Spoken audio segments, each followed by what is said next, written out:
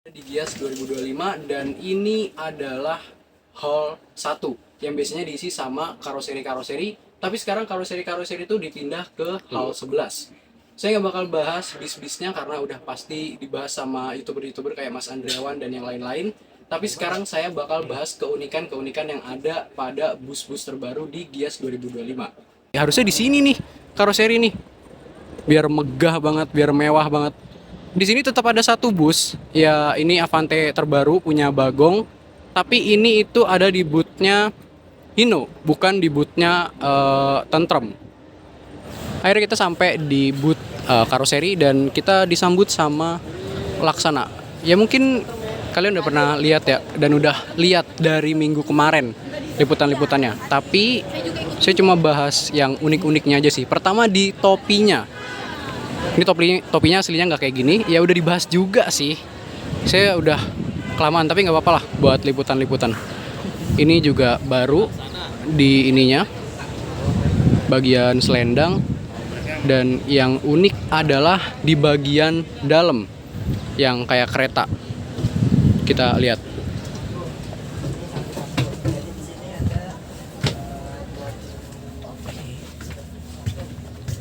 Iya, di bagian dalam ini ada ruang private. Jadi ada 2 kursi di setiap ruangannya dan cuma ada 4 di bawah. Ini juga udah dibahas sih. Dan tangganya di tengah. Seperti yang di Waalaikumsalam. Seperti yang di video-video lainnya, tangganya di tengah.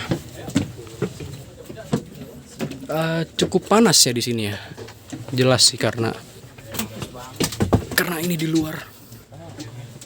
Ya ini begini. Buat saya yang tingginya 169 sih ini nggak terlalu sempit ya jujur. Tapi buat orang yang tingginya lebih dari 170 udah pasti kesempitan nih di sini nih.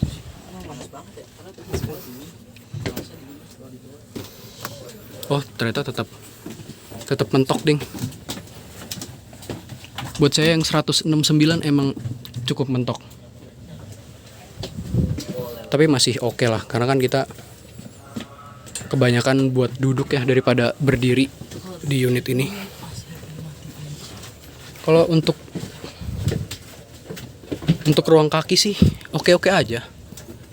Buat saya yang tingginya 169. Dan ini tingginya cuma 4 meter. Udah sih, itu aja sih yang unik di sini. Oh, ini udah ada tulisannya ya, entrance.co.id. Di boot Adiputra mungkin nggak banyak yang bisa kita bahas ya teman-teman. Cuma ini doang nih, Jetbus 5 MHD yang pakai mesin depan. Dan ini grillnya grill yang biasa ada di Jetbus MD ya, yang kecil. Sekarang diaplikasikan di Jetbus MHD yang big bass lah ya. Ini punya Sinar Jaya. Berarti belum ada liverynya ya? Iya, belum ada liverynya. Iya, itu aja sih yang unik di boot Adiputro kayaknya ya. Soalnya kalau saya lihat-lihat sih semua sama aja ya, hampir semua sama, nggak ada yang beda, cuma si Jetbus MHD ini yang pakai mesin depan. Di sana juga ada Big Benz yang kayaknya juga nggak berubah deh, masih sama kayak tahun kemarin. Oh, ini yang beda. Ini yang beda. Lampunya yang beda. Kayak lampu HS Premio ya. Ada yang unik di bootnya Adiputro di mana kita bisa ceritain momen-momen terindah bersama produk Adiputro. Ya kita bacain satu-satu ya. Nggak satu-satu juga sih. Ya kalian baca satu-satu sendiri aja deh. Tapi ini baru sih. Tahun kemarin nggak ada.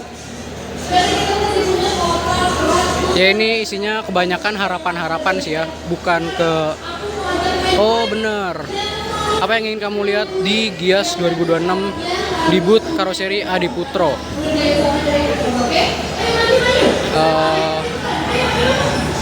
Kayaknya masih terlalu baru untuk bikin Jetbus 6. Nah ini teman-teman, kalau kalian perhatiin di Avante era baru, di Avante yang baru maksudnya, ini tuh spionnya agak mirip sama R25. Bedanya ini ada lampunya, dan R25 kayaknya nggak ada lampunya deh. Jadi teman-teman, selain unik di bagian sininya nih, yang ini bisa nyala, ternyata lampu di bagian sininya juga patternnya berbeda. Jadi kalau biasanya itu lampunya cepet, ini lebih kayak terang langsung redup gitu, dan ini kayaknya pattern terbaru deh. Di mobil-mobil mewah juga kayaknya kayak gini sih. Mau model apapun, kalau misalnya single glass emang kelihatan lebih keren ya. Mau Jetbus 5, mau SR3, mau Avante, itu kalau single glass tuh kelihatan lebih ganteng banget gitu. Mungkin emang kedepannya bakal lebih masif ya, bis-bis single glass. Akhirnya saya ketemu sama bintangnya pameran kali ini, atau Gias 2025 ini, Skylander R25. Mungkin kemarin saya bilang kalau jagoannya itu adalah Avante di video yang kemarin itu. Tapi setelah R25 rilis, bener-bener wah, nggak ada obat, bener-bener nggak ada lawan, udah nggak bisa diapa-apain, nggak bisa, udah pokoknya paling ganteng banget. Mulai dari bagian lampunya yang bener-bener kayak futuristik banget, dan di bagian spoilernya ini bener-bener sporty. Bisa dilihat di bagian atas. Ini jujur unik banget sih, dan keren banget sih. Dan tren zaman sekarang adalah dimana semua karoseri itu pakai diffuser. Ya, emang udah paripurna banget sih ini, si Skylander R25, dimana tampilan bagian lampu depannya itu ganteng banget, bener-bener beda dari yang lain, dan ini bener-bener out of the box. Emang Neo Armada sih desainernya keren banget sih, parah. Di luar ekspektasi sih jujur.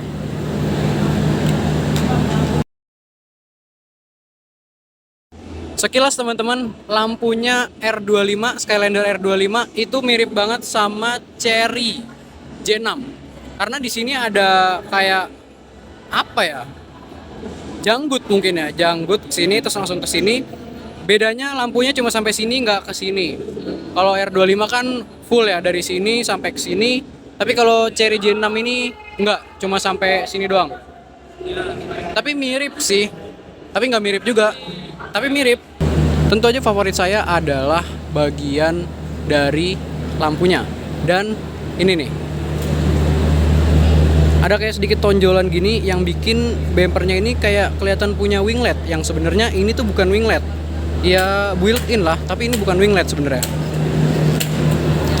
Ini sih lampunya sih benar-benar paripurna banget sih. DNA, desain Neo Armada. Wow. Dan sekarang logo Scania-nya itu timbul. Katanya sih Scania terbaru katanya gitu. Jadi logonya itu timbul. Dan kenapa ya ininya warna biru? Tapi mungkin bisa di custom sih kalau cuma lampu, nggak masalah lah. Ya jagoannya tetap yang single glass sih, ganteng banget.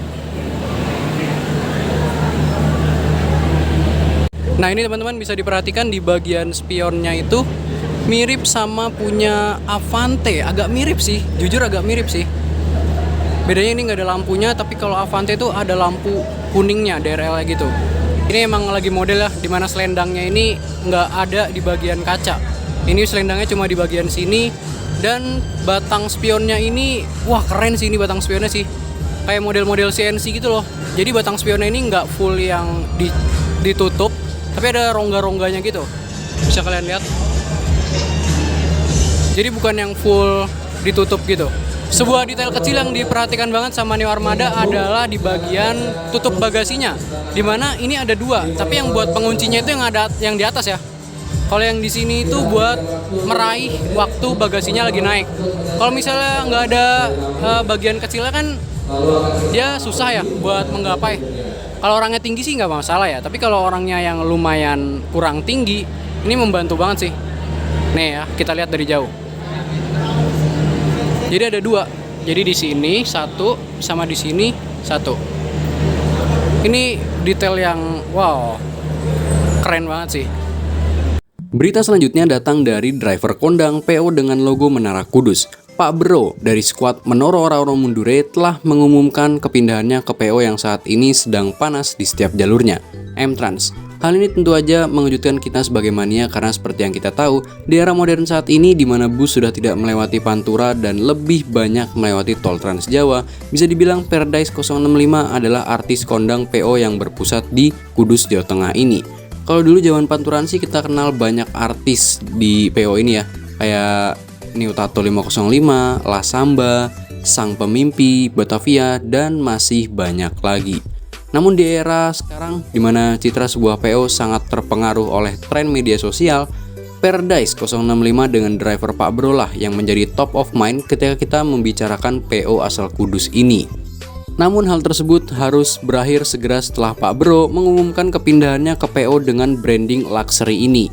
Transfer sudah terjadi, status sudah done deal, dan Pak Bro sudah jalan beberapa PP dengan M-Trans. Kepindahan Pak Bro ke M-Trans tentu aja menambah daftar panjang driver-driver senior dan kondang asal PO Haryanto yang sebelumnya lebih dulu pindah ke PO lain. Berikut saya sebutkan beberapa driver senior yang melakukan perpindahan dari PO Haryanto ke PO yang lain. Di urutan pertama ada Mas Kunto Kapolista yang pindah ke Ranajaya. Selanjutnya ada Mas Susiono Janisari ke Surya Bali, Mas Hendra Ahok Sunbreaker ke Surya Bali, Mas Yoyo ke Surya Bali, Mas David Mobat Mabit ke Juragan 99, Pak Agus Barongan Udumbara ke Kalinggajaya, Pak Iwan Udumbara ke Kalinggajaya, dan Pak Bro ke M-Trans. Dan rumor terbaru adalah Mas Budi Donjuan kabarnya juga akan pindah. Tapi belum jelas akan pindah kemana. Ada yang bilang ke Juragan 99, ada yang bilang ke Surya Bali. Setelah sebelumnya Mas Budi juga udah pernah di Surya Bali ya. Tapi perpindahan ini baru rumor ya teman-teman. Belum ada informasi konkret terkait perpindahan Mas Budi Donjuan ini. Ya bisa dibilang baru kabar burung lah. Karena unit batangannya kan baru dijual. Jadi mungkin banyak yang berspekulasi kalau Mas Budi akan pindah atau gimana, ya kita tunggu aja nanti. Buat penumpang awam, hal seperti ini sih gak berpengaruh apapun ya, karena bagi penumpang, pelayanan terbaik adalah yang nomor satu. Namun bagi para mania tentu aja hal-hal seperti ini sedikit membuat kita bersedih dan mempertanyakan, kenapa? Apa karena internal perusahaan sedang tidak baik-baik saja, makanya banyak driver ring 1 yang udah bertahun-tahun mengabdi memilih pindah ke PO lain? Banyak yang mengait-ngaitkan hal ini dengan kepergian Mas Rian Mahendra dari manajemen PO Haryanto. Ada juga yang bilang kalau PO Haryanto ini telat melakukan permajaan. Karena seperti yang kita tahu, dari tahun kemarin memang banyak banget PO-PO baru dengan bus-bus baru di jalur-jalur yang dianggap okupansinya itu cukup menggiurkan. Kayak Malang Raya dan Muria Raya itu banyak bus-bus baru dan PO-PO baru dengan menawarkan fasilitas yang bisa dibilang ya beda dari yang lain sih. Tapi ya kita sebagai mania nggak ada yang tahu apa yang terjadi sebenarnya di internal manajemen PO Haryanto. Kita cukup mendoakan yang terbaik aja, semoga PO legendaris ini bisa tetap eksis di era modern saat ini. Oke, mungkin segitu aja yang bisa saya sampaikan di video kali ini. Kurang lebihnya mohon maaf dan sampai jumpa di video selanjutnya. Terima kasih sudah menonton teman-teman.